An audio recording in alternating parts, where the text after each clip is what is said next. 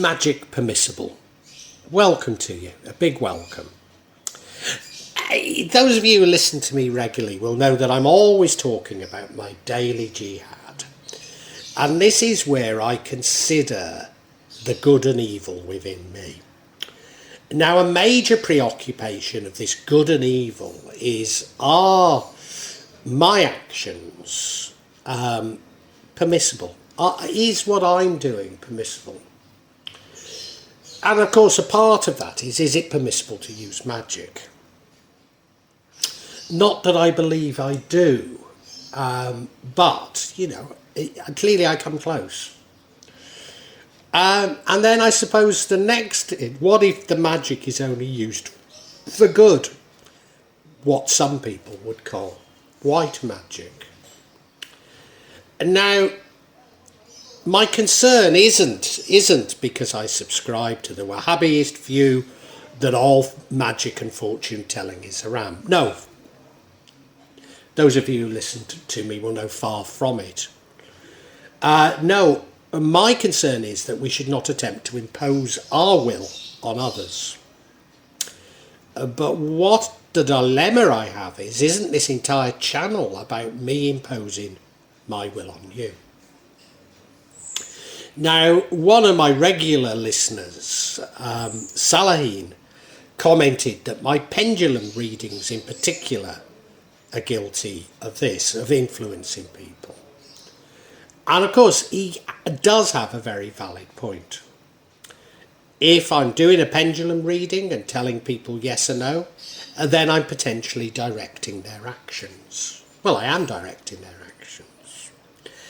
I think what makes it feel more permissible to me, and believe me, you know, I have a daily jihad and these are the things I think about. So I'm not saying I've come down definitely to see it this way. But what makes me feel better about it is I'm unaware of what I'm directing. In other words, I don't know what the question is. That's the reason why I'm a little bit more concerned about my tarot readings. Because are my tarot readings really foretelling the future? Or, as I tend to believe, am I constructing a future, i.e. imposing my will on others? I suppose the same is true of my pendulums, that if they're on this site and people just find them, I don't know of the consequences, so how can I be really directing what's happening? But nevertheless, I have a greater concern about the tarot readings than I do the pendulum, but that's just me. Truth and perceptions. Now, particularly in this section, I'm always talking about social media and my concern that it's encouraging narcissism. And I mean, it's a genuine concern. And, you know, I'm sure all of you are concerned about the fact that our social interactions, particularly on social media, are becoming increasingly aggressive. There doesn't seem to be any respect for the person you're arguing with. I suppose it's the equivalent of road rage, isn't it? It's you know, you're not in close contact with the person on social media, so you feel like you can say anything. And, you know, my YouTube channel began I watch a YouTube, not my YouTube channel, I watch a YouTube channel from the UK, and it began as a very honest reaction to the health crisis, in particular its effect on the common people. I mean, this was a man who'd lost his job, speaking from the heart, saying how frightened he was about his future. And, you know, it's had a profound impact on me. I've always listened to him. And his channel has grown much quicker than mine. It's now quite a popular channel. But with that popularity, increasingly, partly his views, the views he expressed, but particularly his subscribers, have become very monodimensional, expressing ideas that I would argue are from the Christian right. Now, I don't want to sound like I'm criticising Christians or the right. It's just the sort of monodimensional nature of it, that they all sing from Christian right, same hymn sheet, but they do. They all sing from the same hymn sheet, and don't seem to have thought through what they're saying. They're just glib things that they've come across others of saying that have been confirmed by other people with similar Christian right views. And I suppose one of the things that really disturbs me is both he and the vast majority of subscribers to the channel honestly believe that the super rich are planning to impose communism on the world. And some would go further and say that these wealthy individuals are part of some sort of satanic group who drink the blood of children. Now, I've got to say, I find both of those theories absolutely ridiculous. And, I just wouldn't enter a debate on either of them because I find them so ridiculous. But I suppose the interesting thing is, why are our perceptions so different? Because of, I really like this man whose channel it is. I can agree with him on many things. But when he seriously suggests that the world's super rich are trying to impose communism on the world, it just is barking from my position. But he believes it. I have to suspect that one or more security services promoting such crazy theories and other theories that, let's face it, the internet is absolutely full of, and there's been moral panic about these theories, but they're clearly being created by people in power, not the powerless. It's always the powerless that get blamed, but they're not coming from the powerless. And I believe, and I've talked about the vampire's castle in the past, but I think it's all about the construction of this vampire's castle to neuter what used to be the left. I wouldn't even call it the left anymore, but to neuter the left into a series of lost causes. But thinking of this man's site, most recently I found myself arguing with people who actually are Nazis. Now, I'm not using this word lightly. I'm not using it in the way that so many Democrats in America use it to describe Republicans, and especially ex-President Trump. No, I mean real Nazis. People who openly support the politics of German National Socialism. Often my interactions with these people begin innocently, and slowly but slowly they introduce to me a Nazi ideology. But why are they doing it? Is it to influence my thinking? I guess it is. I can't think of any other reason why they do it. But such interactions become less and less friendly when I plainly state that I find National Socialism abhorrent, which I do, But what makes me so certain that National Socialism is abhorrent and that these people believe that it's a valid political expression?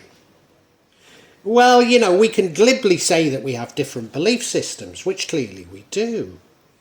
But both of us can find evidence to support our views.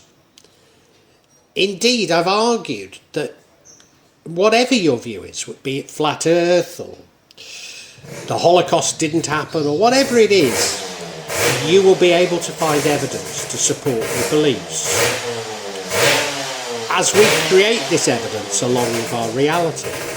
So I suppose what we have to ask ourselves is there a single truth? I've talked about truth in the past, and I talked about it as like an ideal that we should strive for. We know it doesn't really exist, but we should at least strive for it. But this is sort of suggesting to me there isn't a single truth, but a series of truths, one of which is our truth. That doesn't mean to say that we shouldn't pursue our truth. And it feels as though many of these conversations are like I have with narcissists. They see, well, they probably are narcissists. And they target me. They target me because they want to influence me. But they become annoyed, they become angry, even abusive, when it's clear that I can't be influenced. And, it's because I'm an empath. I'll listen to people. Anybody who's got a very strong opinion, I will listen to. Always I will listen to, because it intrigues me that people can be so firm in their beliefs. And I think, well, if they're so firm in their beliefs, what do they know that I don't know? And I can listen to them. I can listen to them for ages before the penny finally drops that they're talking rubbish, They're fooling themselves. But yeah, I'll listen to it. And isn't what I'm talking about, doesn't it describe so many social interactions these days? That we enter such interactions with no real knowledge on what's behind them or what their purpose is. And you're saying, well, hang on a minute, how's all this related to magic? Well, if black magic is imposing one's will on others, wouldn't these social interactions fit that definition? Of course, and you've heard me argue this before, we could extend this to all power, including media and education. Tarot reading. As I've mentioned, I'm concerned that my tarot readings aren't foretelling the future. They're not divination, but I'm actually defining the future. At this moment, I think I've concluded that, like my pendulum readings, maybe that it's ethical if they're general readings, i.e. I'm unaware of how they're impacting others. Now, you might see this as me being Pontius Pilate and washing my hands, but I don't see it that way, because of how I see it is, if I'm not aware of the context in which they're being understood, then I'm not aware. I can't be spinning a future for people based on what I know about them. They're almost taking my words and spinning the future themselves. But yeah, it's a dilemma. But if I'm doing personal readings, especially people I don't really know, over the media rather than face to face, maybe it's less ethical. And certainly this is the conclusion that I've recently reached. For some reason, I keep getting asked to do readings, never with an offer to pay, always pleading poverty. For largely they're females, and almost always from the Indian subcontinent. Now, I don't just mean Indians by that, from the Indian subcontinent. But no sooner do I start doing these free readings for them because I feel sorry for them, and they become addicted to them. At first asking me if I could do a reading, but then demanding more and more readings. Well, how am I helping if they're becoming addicted to it? I have to ask myself. But that isn't my main concern. Let me tell you, I was contacted by a lady whose husband lives and has lived for many years and worked overseas. He's told her that he no longer wants to be with her. He doesn't want to live with her as man and wife. And I mean, they haven't really been anyway. And now I felt sorry for her. I listened to this story and felt sorry for her, and I readily agreed to help, and I did. After all, I'd say this really did appear to be a case of somebody who really did need my help. So, of course, I'd do whatever I could.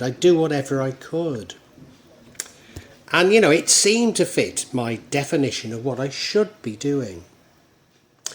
Now, because they were originally from the Indian subcontinent, their marriage was arranged, and they were actually cousins. They had 2 children together, But now he was claiming that it was immoral to be married to his cousin and wanted to break up. Now, to my mind, given that they've already had 2 children together, this makes no sense at all to me. I can't see the moral argument in this whatsoever. He's already had 2 children.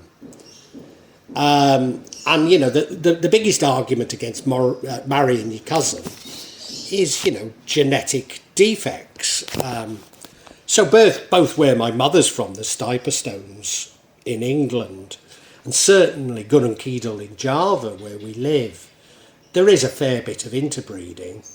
And as a result, there is a fair bit of genetic health problems in Gurunkedal, particularly sort of mental health. Is it mental health?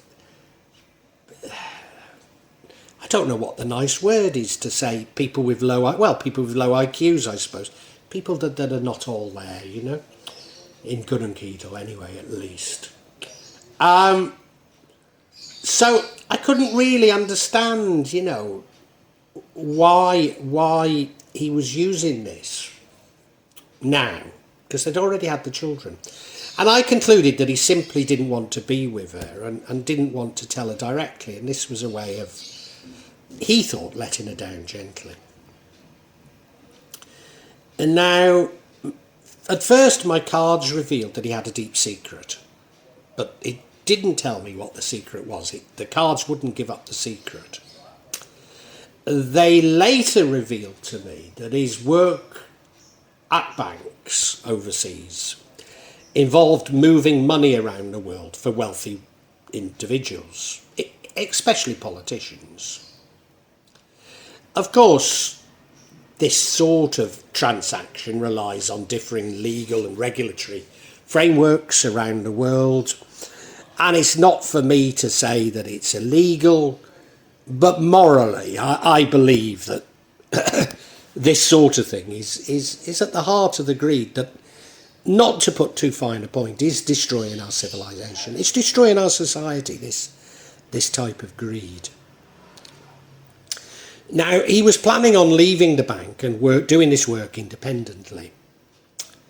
And whilst, as I say,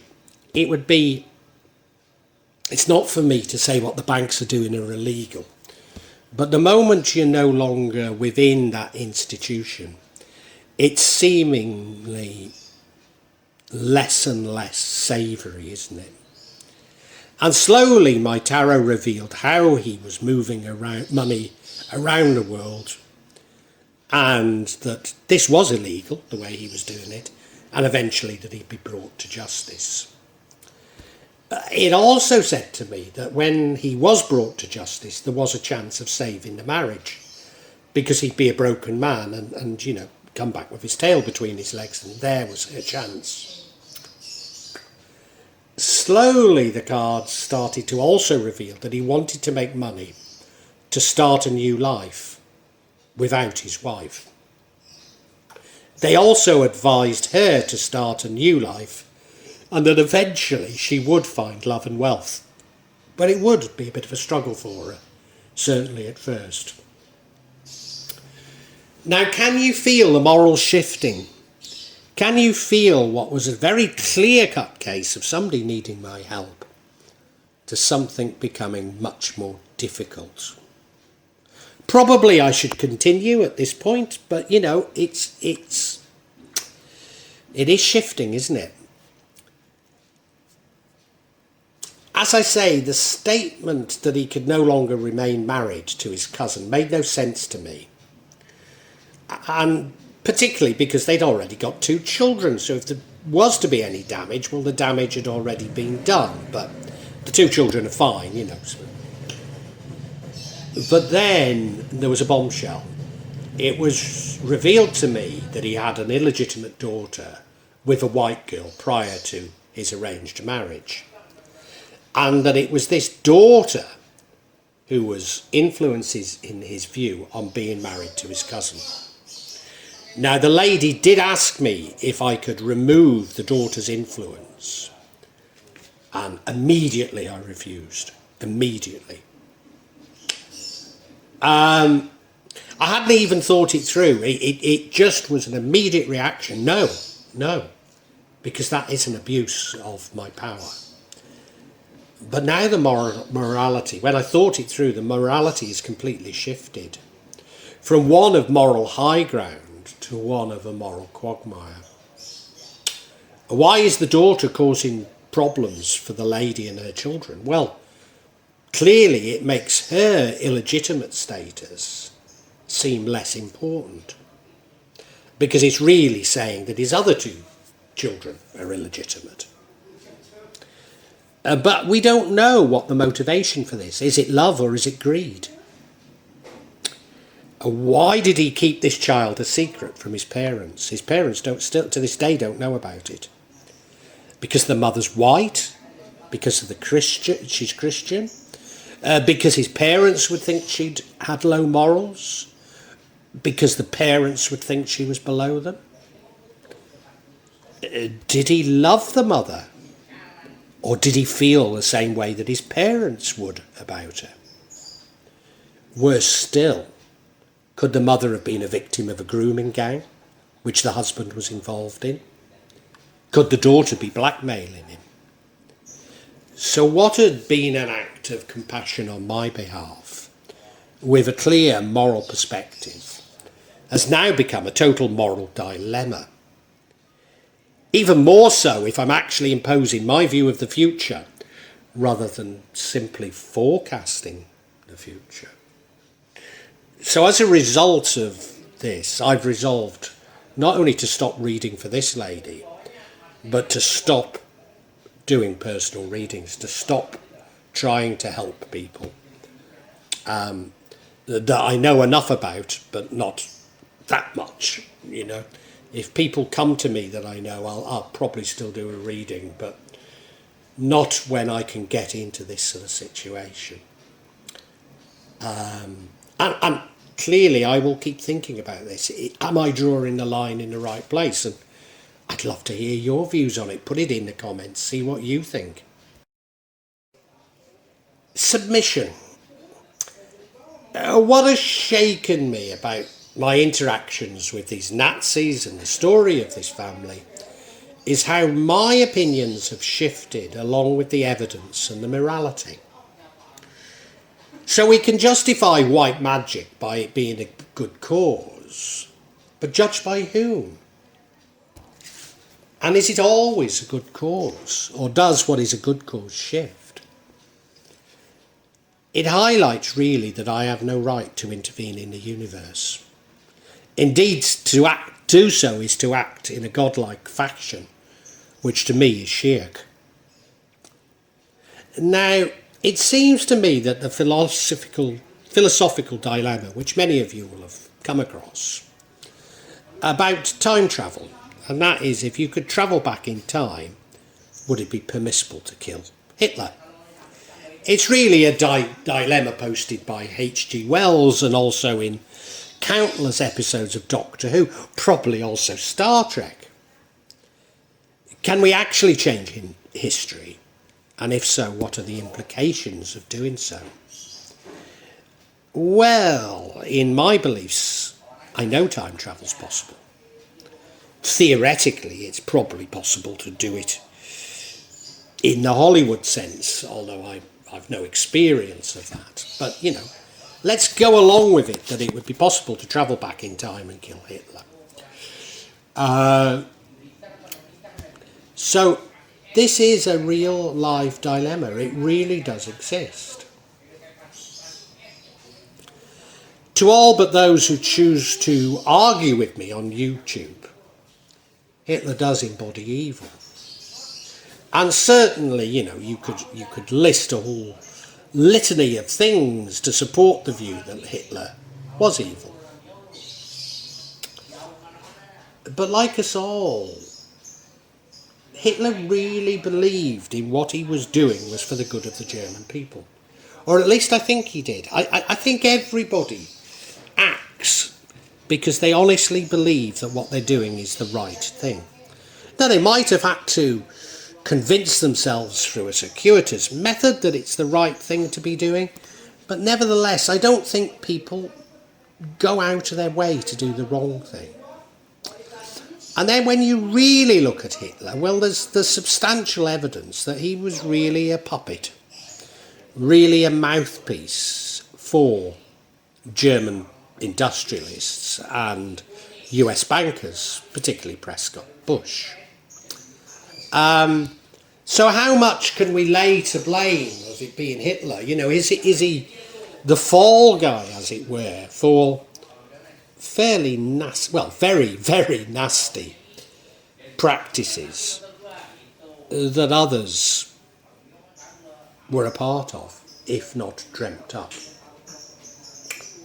Don't these stories really illustrate that we don't have enough information to make these moral judgments, and how this information isn't really fixed but fluid?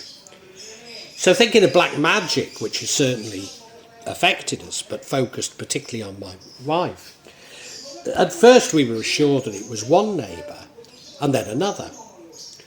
Indeed, my wife was so ill, and I felt she was going to die, that I seriously considered killing this first neighbour. I mean, I had a large knife. I bought a large knife, and I was literally sitting in the house threatening to run out and kill him with it. Now, probably these two neighbours were somewhat working together, and maybe that was the idea, to confuse us on who was the real perpetrator. But our view of the main culprit changed. Later it became clear that many of those people who we turned to for help were also behind some of our problems. Now, I think it was simply opportunist. A good many Indonesians, if a foreigner, particularly a white person, comes to them for help, they believe their boat's come in. Here's an opportunity to make a lot of money. And some of them, it may have been no more than that. So they're just seeing it as an opportunity to cheat me out of some money through crime, or maybe also using magic. I also felt that maybe my ex-partner and son were sending black magic to me via a former employee. Well, it's possible. It's still possible. But I think the evil eye, I think, just their hatred of me is probably as far as it goes. But I could feel it, that's for sure. But now we understand that it's the Duke and brother who's the main protagonist. Indeed, some of the actions of our neighbours may have been protecting themselves from the black magic that they felt that surrounded with us. One in particular, I believe. I think a rumour was spread by the main neighbour protagonist that it was my wife Maddie was using black magic against me, and I think quite a few people believed that story. So once again, the information are beliefs, but also the morality changes. And maybe the lesson is that we should simply submit to the universe and not attempt to control the universe. And this has been something that's been playing on my mind for some time. Obviously, it's much more serious, however, if we attempt to control it through magic. So, you might say, well, genocide, you couldn't think of a worse crime than genocide, and it's not for us to judge, quite honestly. But if we're intervening in the universe through magic, then whatever that intervention is, it's more serious.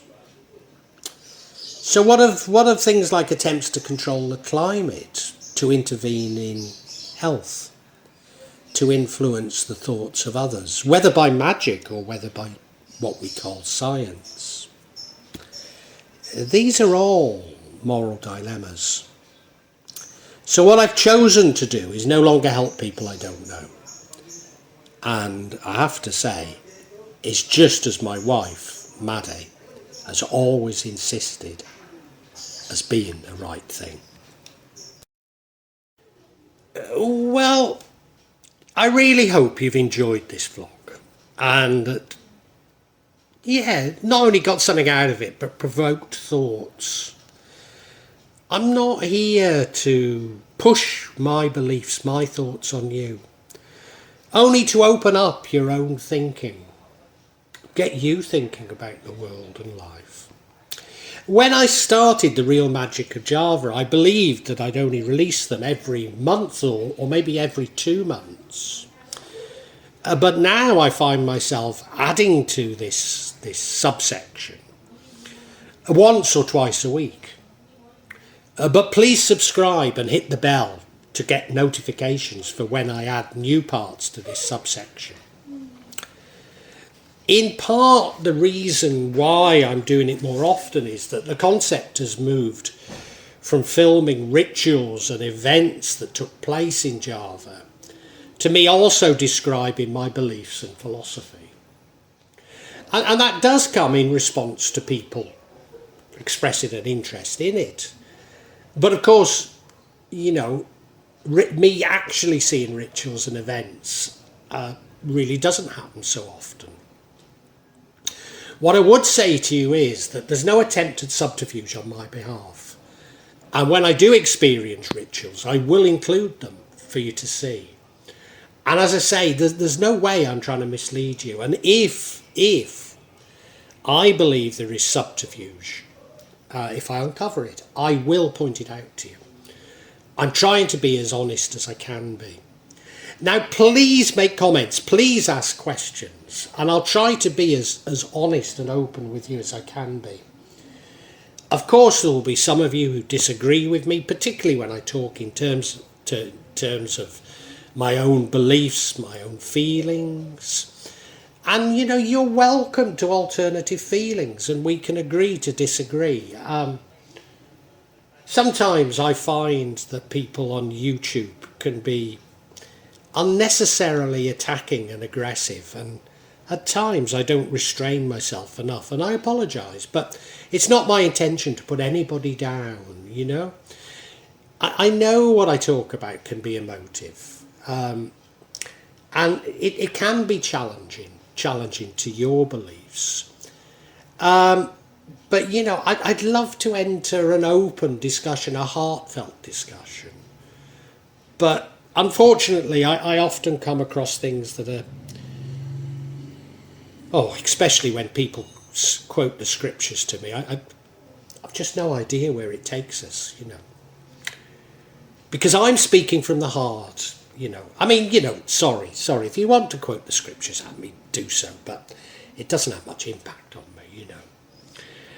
I personally have no desire to impose my feelings on you, and I suppose when people try to do it to me, it washes off, you know. All I'm trying to do is I'm trying to share my feelings with you, and I'd love an open discussion on feelings. I really would love it, you know. And sorry if I don't always react as best I should. I try and cure this in myself, but I think this is part of the sort of narcissism of social media that I talk about so much in this subsection. So look, if you've enjoyed it, I really urge you to listen to other sections on this channel, particularly the 4 audio books that I've uploaded onto this channel. Yes, they are in a novel format. They are novels, but they go into much greater depth than my thoughts and feelings. Now, what I would say to you is these are sequential. So my thoughts and feelings develop as we go through each chapter and each book. So it does begin with 1.1, the Chinese cemetery. But, you know, hey, it's up to you. Feel free to dip in as you wish, as you want. And, you know, really heartfelt thanks for listening to this. And I really want to say a great big thank you, and God bless you.